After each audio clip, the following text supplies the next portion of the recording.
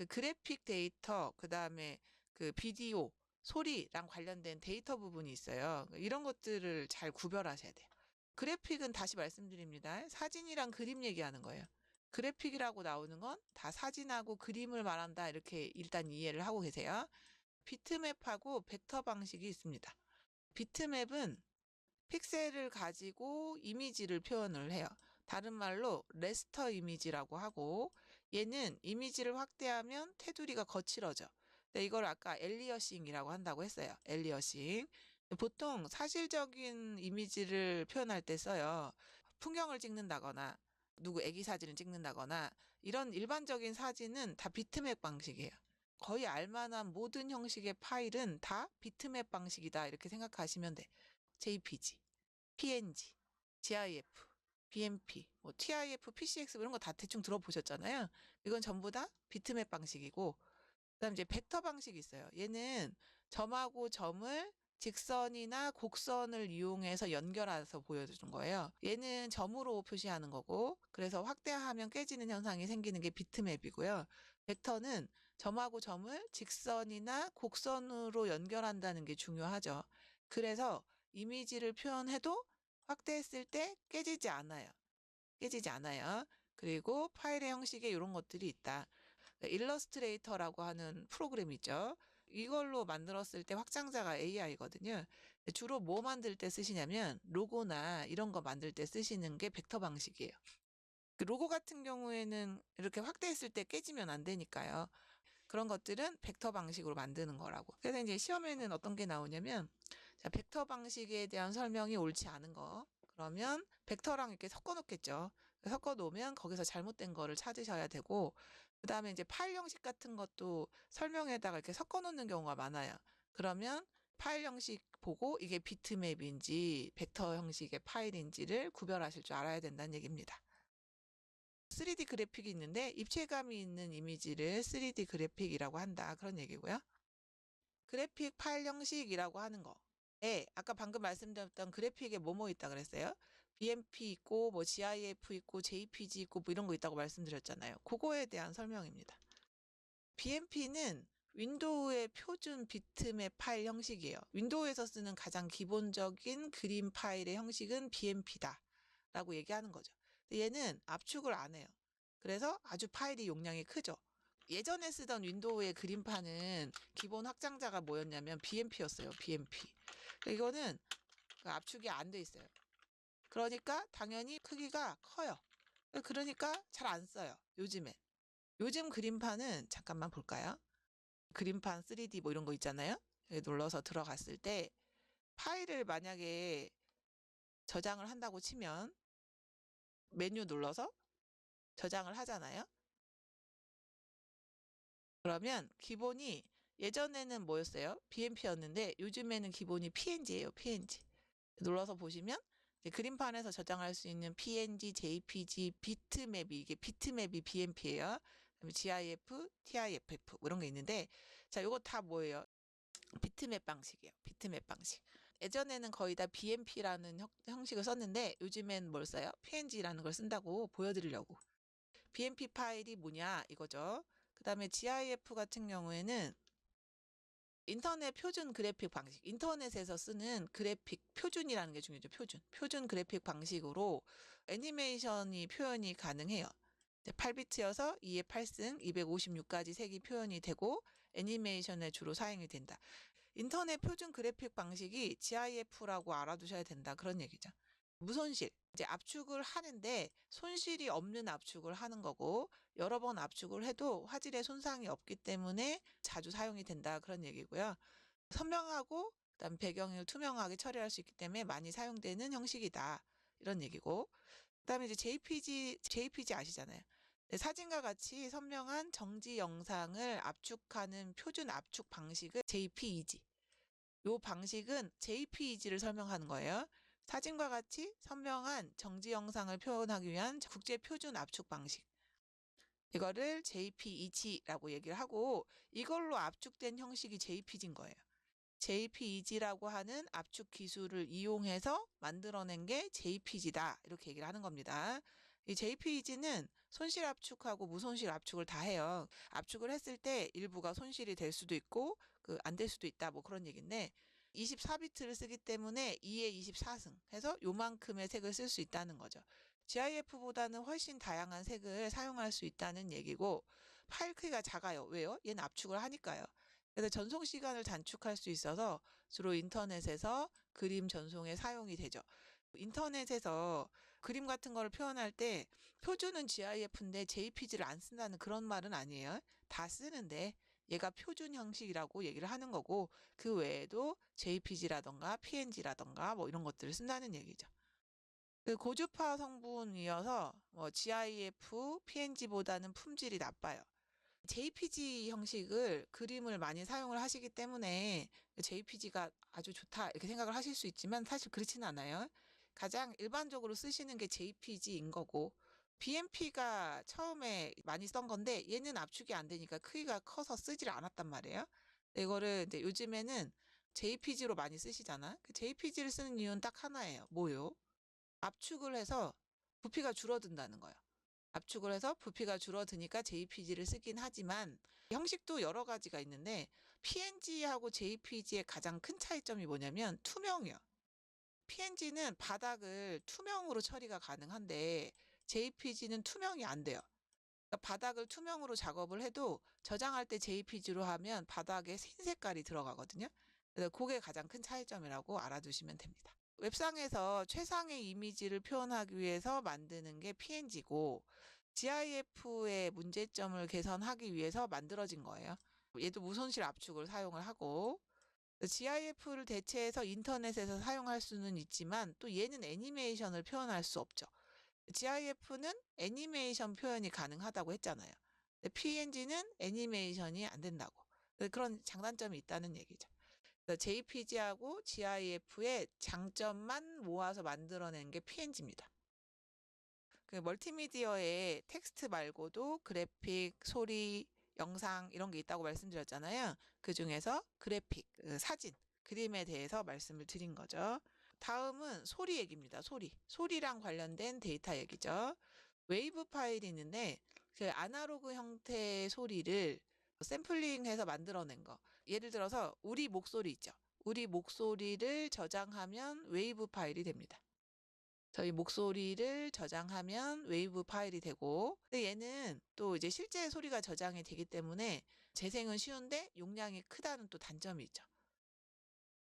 그 다음에 미디 파일이 있어요. 미디 파일. 전자악기라고 해가지고 예를 들어 피아노가 있으면 원래 피아노가 있고 그 디지털 피아노가 있잖아요. 그렇죠? 여기서 말하는 거는 이제 디지털 피아노 같은 걸 얘기하는 거예요.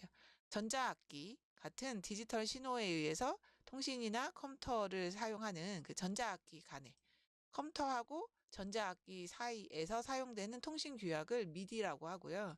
이걸로 만들어져서 저장되는 파일이 MID라고 하는 미디 파일이죠. 미디는 통신 규약이에요. 이걸로 저장된 게 미드, MID 파일이고 웨이브라고 하는 걸로 만들어진 파일 형식이 뭐예요? 웨이브예요. WAV.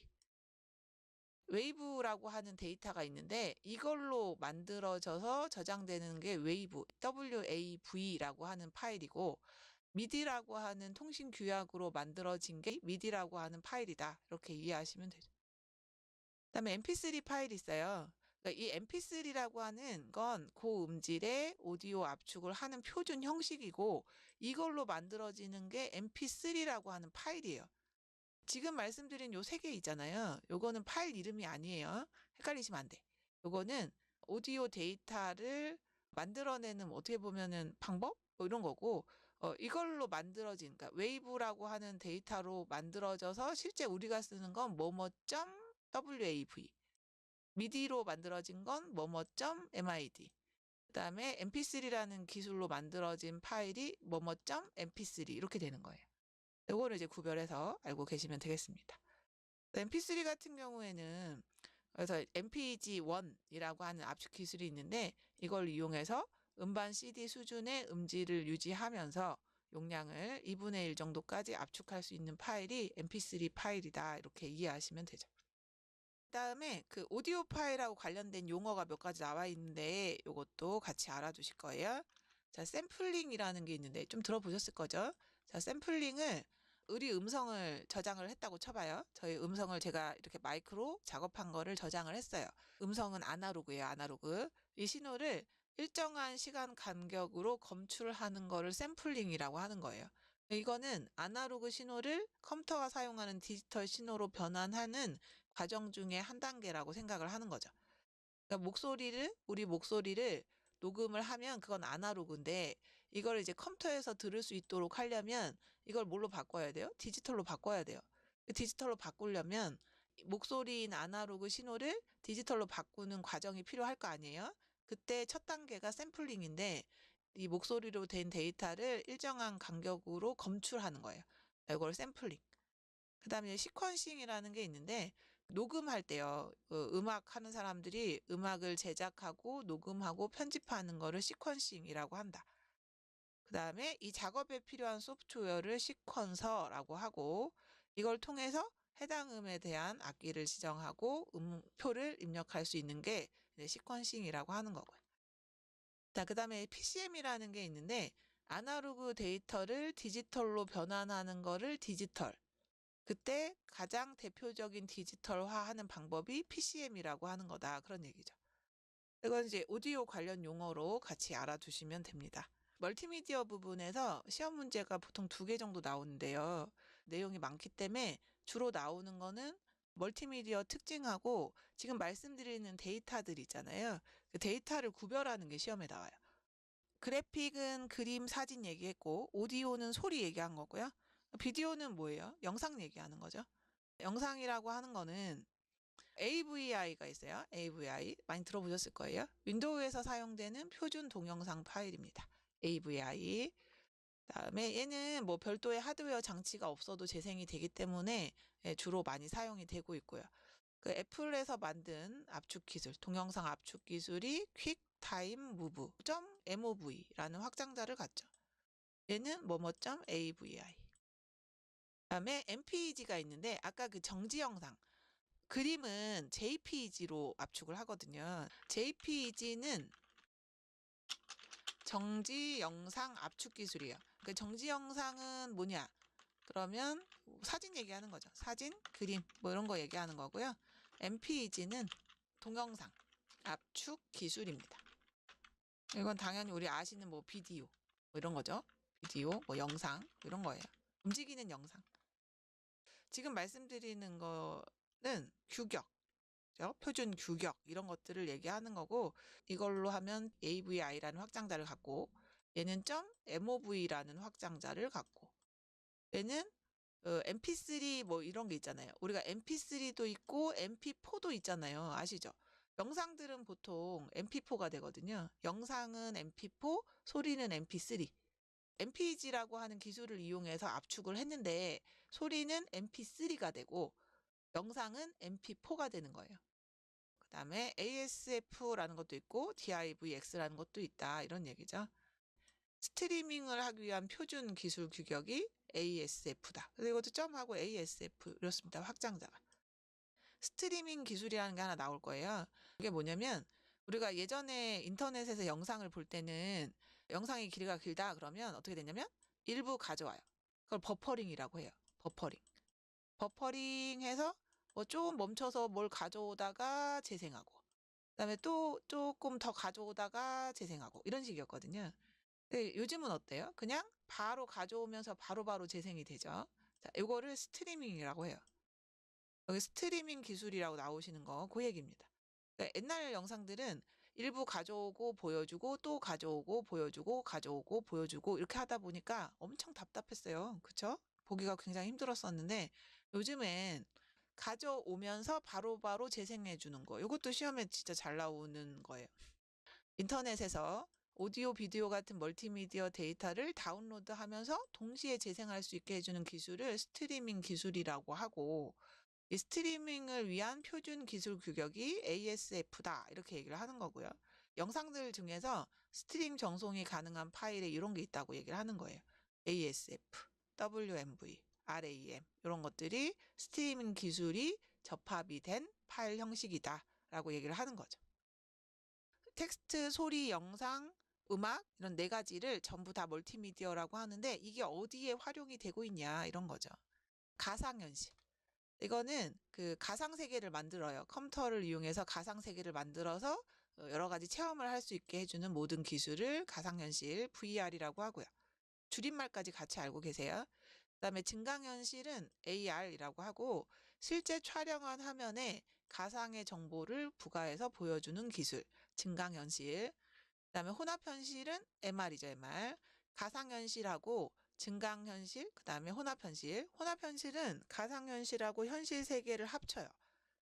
그래서 현실의 물리적인 객체와 가상의 객체가 서로 상호작용할 수 있는 환경을 구현하는 기술.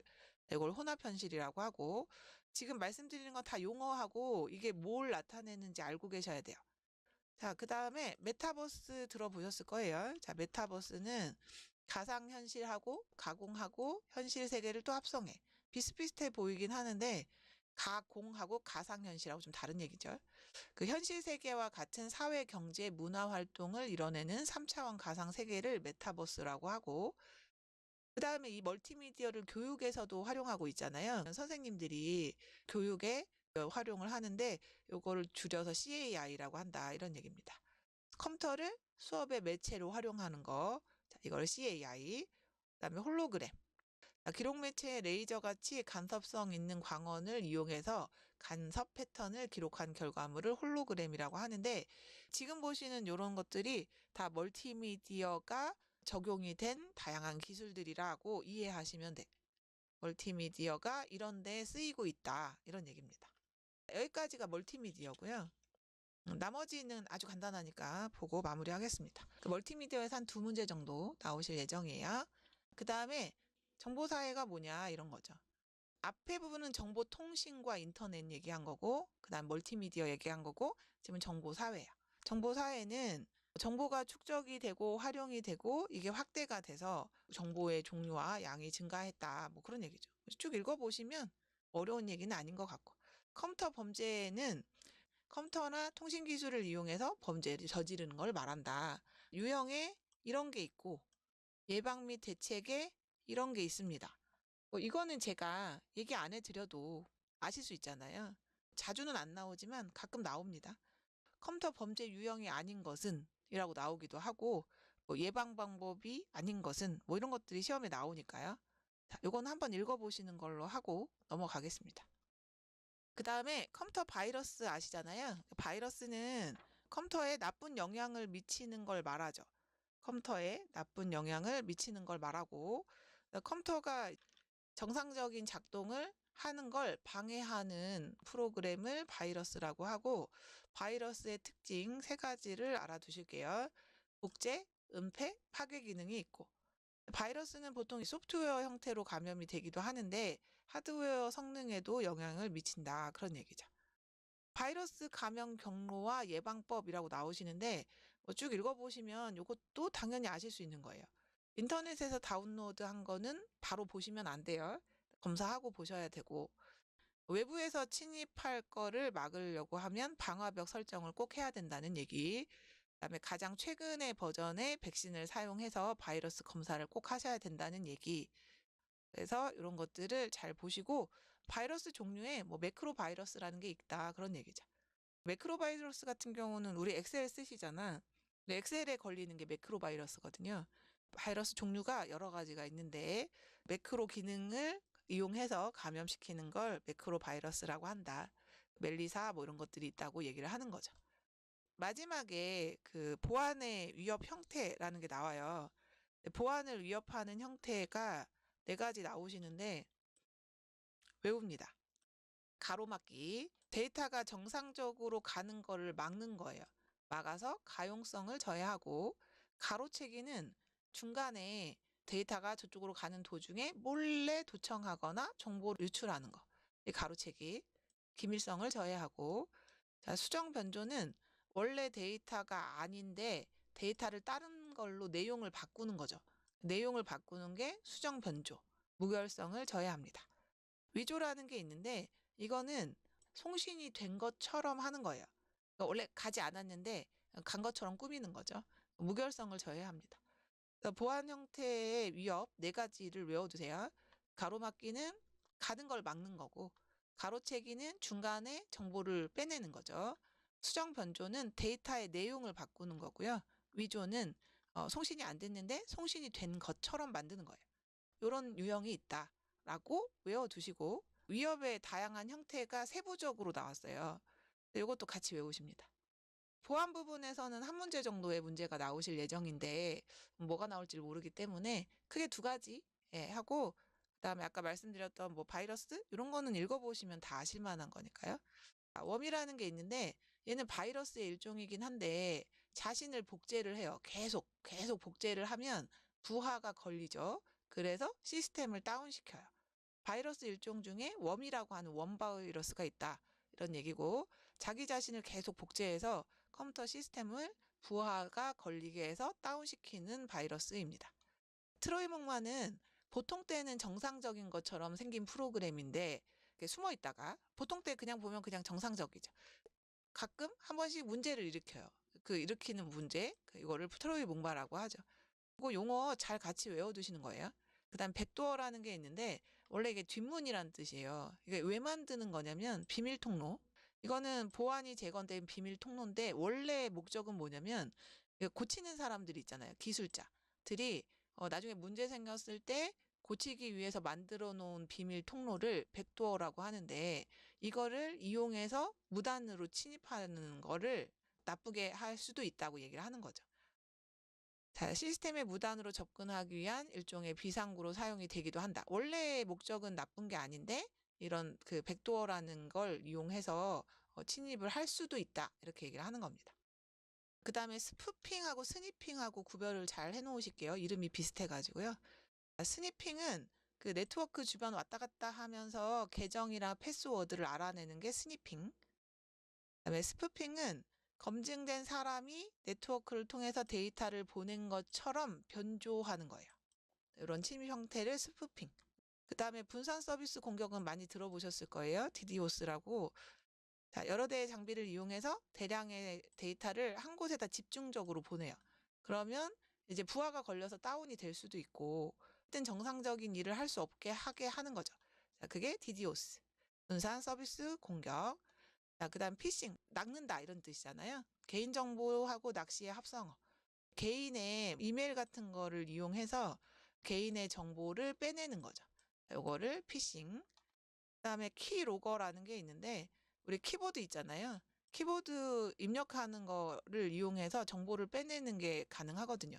그거를 키로거라고 한다는 얘기고, 그다음에 램섬웨어 이것도 많이 들어보셨을 거예요. 그 정보 같은 거 암호화 시켜가지고 이거 풀려면 돈 내세요 했던 거 한참 유행했었어요. 그다음에 허니팟이라는 게 있는데 비정상적인 접근을 탐지하기 위해서 설치해 놓은 시스템을 허니팟이라고 하고요. 원래는 침입자를 속여서 실제 공격을 당하는 것처럼 보여줘서 역으로 추적하는 거예요. 해커들이 이 시스템에 들어와서 뭐 이걸 막 빼가려고 하면 원래는 되고 있지 않은데 되는 것처럼 일부러 보여주는 거죠. 그러면 이제 해커가 신나서 막 빼간다는 거 아니에요? 빼가고는 그거를 역으로 추적하는 거예요. 그래서 어디에서 접속했는지 뭐 이런 것들을 알기 위해서 정보 수집할 때 쓰는 건데 허니팟이라고 하는 거예요. 요 근래에 시험에 나왔어요. 그다음에 스파이웨어. 적절한 사용자 동의 없이 정보를 수집하는 프로그램을 스파이웨어라고 하고, 혹스. 실제로는 악성 코드로 행동을 하지 않은데 겉으로는 악성 코드인 것처럼 가장하는 거. 트로이 목마하고 비교를 하시면 이제 반대예요. 그러니까 트로이 목마는 정상적인 것처럼 하다가 실제로는 나쁜 건데, 얘는 겉으로 보기에는 나쁜 것처럼 보이는데 실제로 보면은 문제가 없는 거죠. 이제 사용자가 정상적으로 종료를 하지 않고 떠나면 비인가된 사람이 거기에 접속해서 범죄 행위하는 거를 피기배킹이라고 한다. 정보사회와 인터넷부터 시작해서 정보 보안의 위협 형태까지 해가지고 여기서 나머지 3분의 1이 나오실 거예요. 그래서 다 합해서 20문제가 나오실 거란 얘기죠.